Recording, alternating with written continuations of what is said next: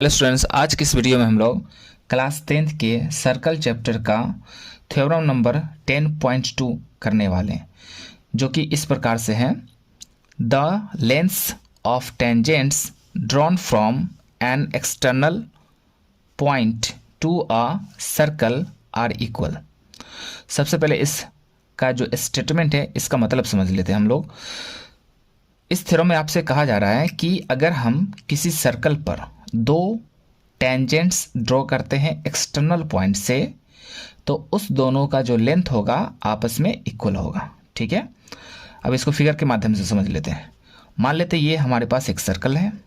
ठीक है, एक सर्कल हमने ड्रॉ कर लिया और एक आपको एक्सटर्नल पॉइंट लेना है, यानी इस सर्कल के बाहर में एक पॉइंट लेना है। ठीक ना, तो जैसे हमने ए पॉइंट लिया। ठीक है, अब इस पॉइंट से आपको दो टेंजेंट्स ड्रॉ करने हैं। आपने पहले ही पढ़ चुके हैं टेंजेंट्स के बारे में। टेंजेंट्स ऐसे लाइन होते हैं जो सर्कल को एक पॉइंट पर टच कर कर जाते हैं। ठीक है ना, तो हम यहाँ से दो टेंजेंट्स ड्रॉ करेंगे, ए पी और ए क्यू, और ये दोनों का जो लेंथ होगा वो इक्वल होगा। ये थ्योरम आपसे कह रहा है और इसी बात को प्रूफ करना है। ठीक है, अब आते हैं हम लोग। सबसे पहले गिवन लिखेंगे और गिवन में उन सब बातों को आपको लिखना है जो स्टेटमेंट में दिया गया है। ठीक है, तो स्टेटमेंट में हमारे पास एक सर्कल है और दो टेंजेंट्स है, इतना ही है। ठीक है ना, तो इस बात को इस तरह लिखेंगे, a circle COR with two tangents AP and AQ at P and Q respectively. हमारे पास एक ऐसा सर्कल है, इसका मतलब है हमारे पास एक ऐसा सर्कल है जिसका सेंटर O है और रेडियस R है। C for circle, O for centre और R फॉर रेडियस होता है। एक ऐसा सर्कल जिसका सेंटर O, रेडियस R है।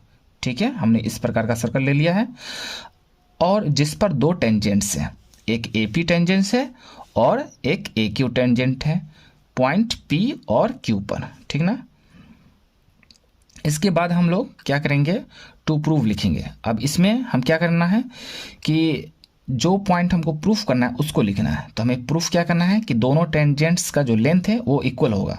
तो लेंथ क्या है, AP इस टेंजेंट का और इसका लेंथ है AQ, तो यानी AP is equal to AQ proof करना है। AP is equal to AQ।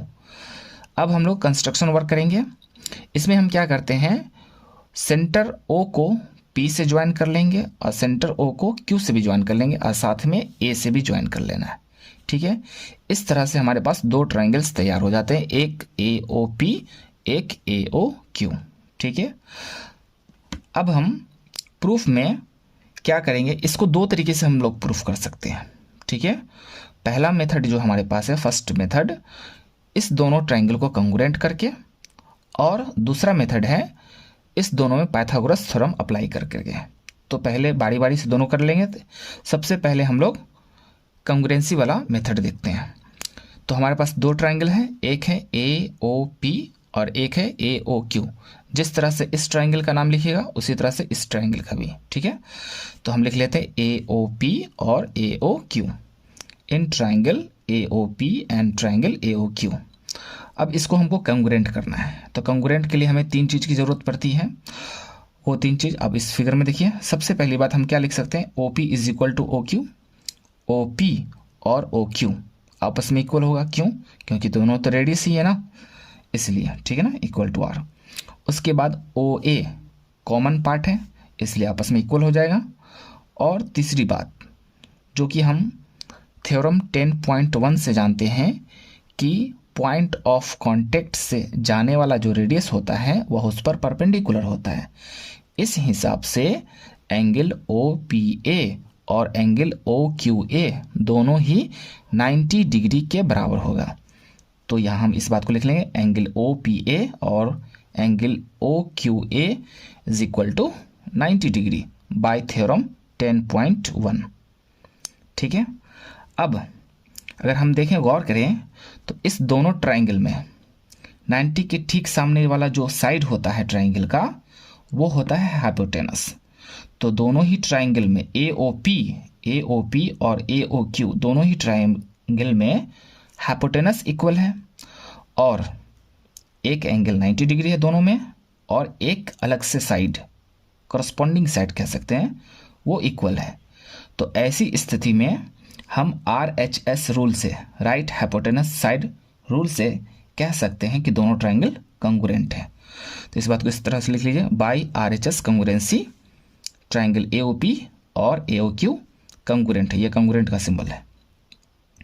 अब जब दो ट्राइंगल्स कंग्रुएंट होते हैं तो उसके करस्पॉन्डिंग पार्ट भी बराबर होते हैं और यह रूल CPCT कहलाता है। तो हम इस हिसाब से इसका फर्स्ट और थर्ड, पहला और तीसरा पॉइंट ले लीजिए इसमें। तो इसका भी हमें पहला और तीसरा पॉइंट ले लेना है, ठीक है ना, यानी AP और यहाँ से AQ। और किस हिसाब से लेंगे, तो इस रूल का नाम है CPCT, ठीक है। इस तरह से ये पहले वाले मेथड से प्रूफ हो जाता है, यानी कंग्रुएंसी वाली मेथड से। अब हम लोग सेकेंड मेथड अप्लाई करते हैं। सेकेंड मेथड में हम लोग पाइथागोरस थ्योरम का इस्तेमाल करेंगे।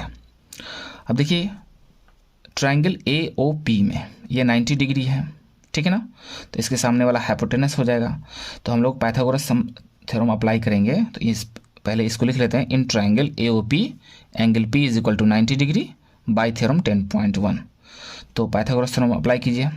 90 के ठीक सामने वाला हाइपोटेनस होता है, तो हाइपोटेनस का स्क्वायर क्या होता है, अदर टू साइड के स्क्वायर के सम के बराबर होता है।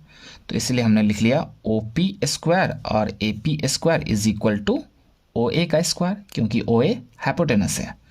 इसको इक्वेशन फर्स्ट मान लीजिए। सिमिलरली इन ट्राइंगल AOQ में काम कीजिए, ठीक है। तो इसमें भी हाइपोटेनस OA है, तो इस आधार पाइथागोरस थ्योरम से हम क्या कर सकते हैं, OQ का स्क्वायर और AQ का स्क्वायर इक्वल होगा OA का स्क्वायर, यानी हाइपोटेनस के स्क्वायर के, ठीक है। तो यहाँ इस बात को हमने यहाँ लिख लिया है, ठीक है।